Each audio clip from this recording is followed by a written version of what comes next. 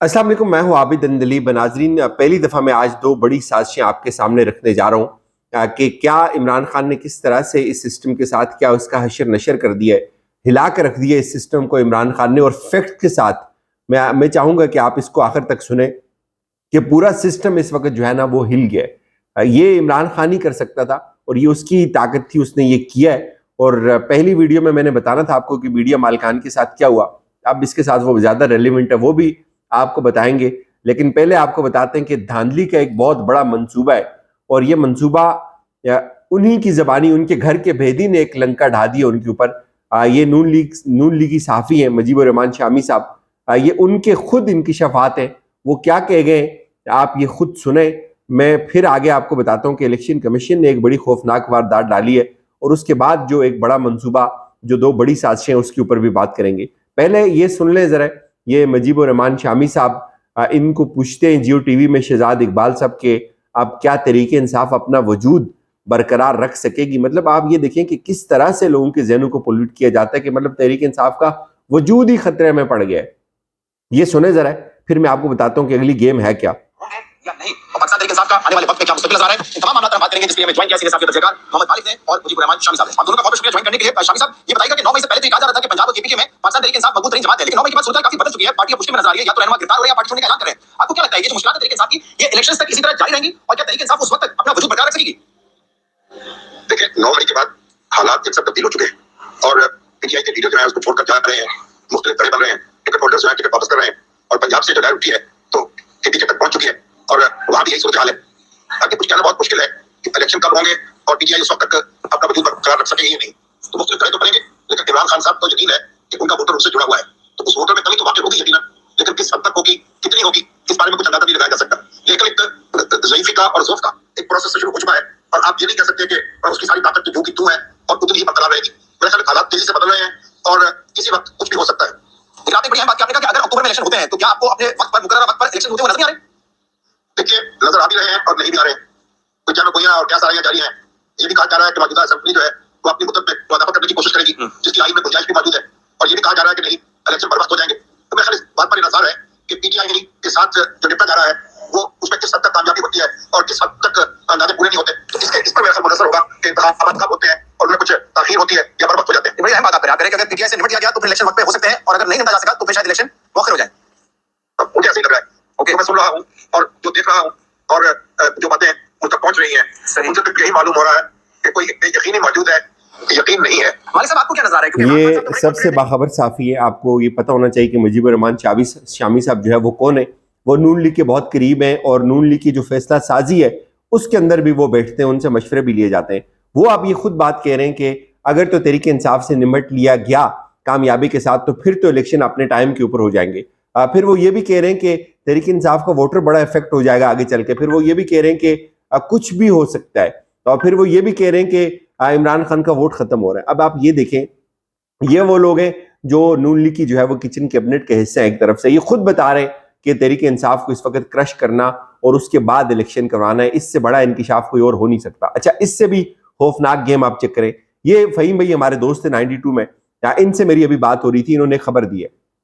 आप इसको इन दोनों खबरों को जोड़ के देखें। इन्होंने खबर दी है जी, आम इंतखाबात 2023 की तैयारियां जारी हैं। इलेक्शन कमीशन ने गैर मुल्की मुबस्सिरीन की शिरकत को सिक्योरिटी क्लियरेंस से मशरूत कर दिया है। यानी कि जो पाकिस्तान के अंदर फॉरनर आते हैं, मुबस्सिरीन इलेक्शन को कवर करते हैं, उसके ऊपर अपना तज्जिया देते हैं, कुछ ज़ाहिर है इंडिपेंडेंट इदारों से वाबस्ता होते हैं, एनजीओ से वाबस्ता होते हैं, तो वो इन्होंने ये कहा जी कि सिक्योरिटी क्लियरेंस आपने लेनी होगी। आप आगे देखें, आप आम इंतखाबात में मुल्की और गैर मुल्की मुबस्सिरीन से मुतालिक इलेक्शन कमीशन का प्लान तैयार हो गया। इलेक्शन कमीशन ने मुबस्सिरीन से मुतालिक प्लान की उसूरी मंजूरी दे दी है। आम इंतखाबात में गैर मुल्की मुबस्सिरीन को बाज़ाब्ता दावत नहीं दी जाएगी। नंबर 1, प्लान आम इंतखाबात के मुशाहिदे के लिए गैर मुल्की मुबस्सिरीन वजारत दाखिला से सिक्योरिटी क्लियरेंस कराएंगे, वो खुद क्लियरेंस करवाएंगे।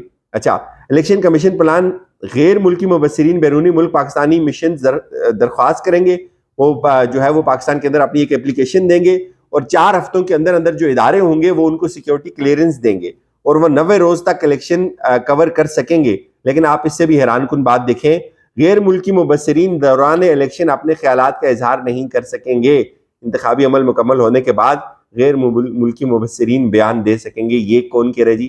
یہ الیکشن کمیشن کہہ رہا ہے. یہ واردات ہے.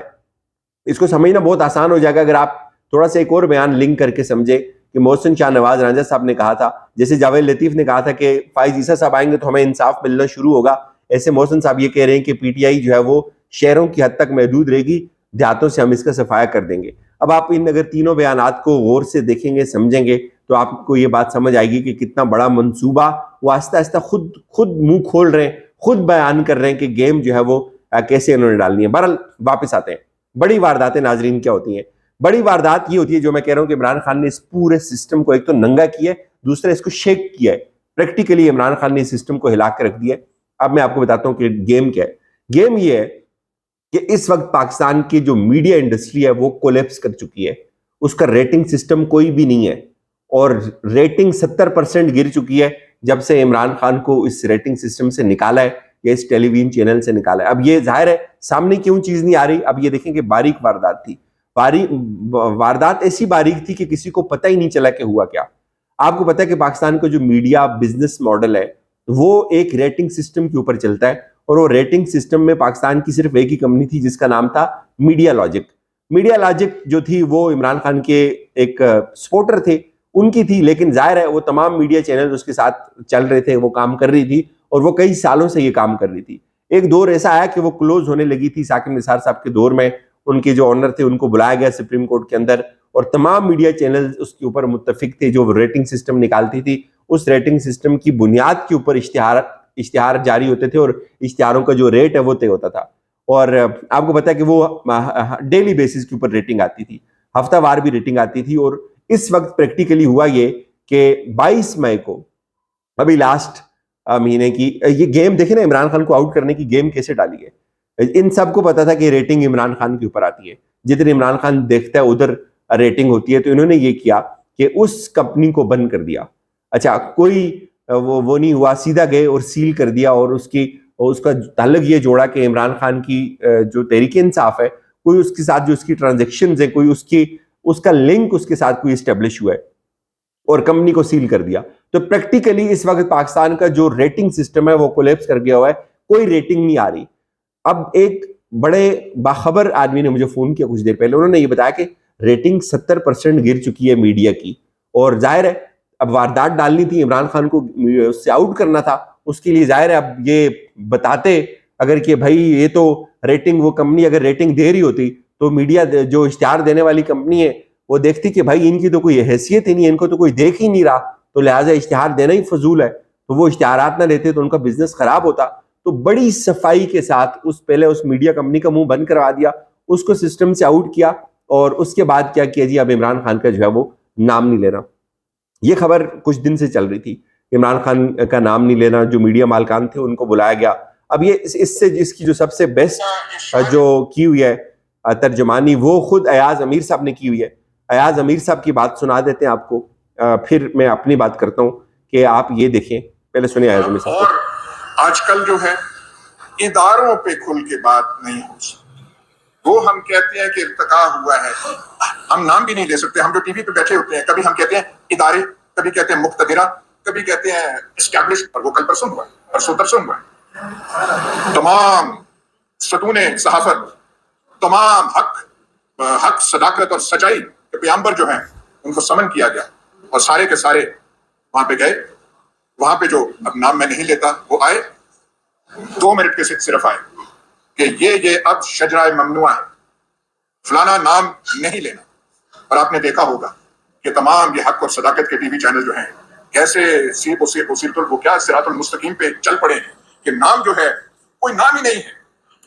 ہمیں بھی کل کہا گیا کہ نام نہیں لینا, ہم نے کہا ہم تو پہلے بھی نام. یہ ہوا یوں ناظرین کے جو ان کو بلایا گیا ایاز امیر صاحب نے. بخیر اب تو یہ رپورٹ ہو گیا, بہت سارے لوگوں نے اس کے اوپر بات کر بھی دی ہے کہ جو کچھ لوگوں کو بلایا گیا جتنے بھی میڈیا مالکان تھے, اور ان کو کہا گیا کہ آپ کے پاس جو ہے وہ, بلکہ یہ بھی بتایا جا رہا ہے کہ جو ان کو کہا گیا جی کہ آپ نے جو ہے وہ شاہ جمال کی خبر کیوں نہیں چلائی. میڈیا مالکان کو بلا کر کہا گیا. تو 92 ٹی وی کے جو آنر ہیں میاں رشید, تو انہوں نے آگے سے تھوڑا سا حیرانی کا اظہار کیا کہ یہ شاہ جمال کون ہے.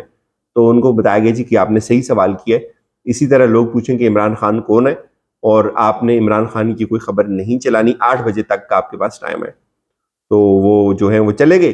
2 منٹ کی یہ میٹنگ تھی اور اس کے بعد جو جیو کے آنر تھے انہوں نے کہا جی اس طرح تو بزنس نہیں چلے گا. خیر یہ چائے شائے پی کے جائیے گا. انہوں لوگوں نے چائے پی اور اس کے بعد زبانی طور پہ یہ اطلاع دی گئی. تمام میڈیا مالکان نے یہ کہا کہ بھائی عمران خان کا نام اب جو ہے وہ نہیں لینا. اس کے باوجود بھی کچھ چینلز عمران خان کا نام لے رہے ہیں، لیکن اصل جو گیم تھی وہ یہ میڈیا لاجک کو بند کیا گیا رانا ثناء اللہ نے، اور اس کے بعد یہ طے ہوا. اور اب صورتحال یہ کہ وہ پورا سسٹم جو ہے نا وہ شیک کر رہا ہے. اور ظاہر ہے یہ چیزیں سامنے آئیں گی، اور میڈیا ایک تو اس کی جو ریٹنگ سسٹم ہے، اس کا جو بزنس ماڈل ہے وہ اس کی ریٹنگ سسٹم کے اوپر ڈیپینڈ کرتا ہے. ظاہر ہے جب ریٹنگ نہیں نکلے گی تو وہ اس نے تو آٹومیٹکلی ڈسٹرب تو ہونا ہے، اور ریٹنگ تو ایسے اشتہار تو ریٹنگ کے اوپر دیا جاتا ہے. اجازت دیجیے، اپنا خیال رکھیے گا. خدا حافظ.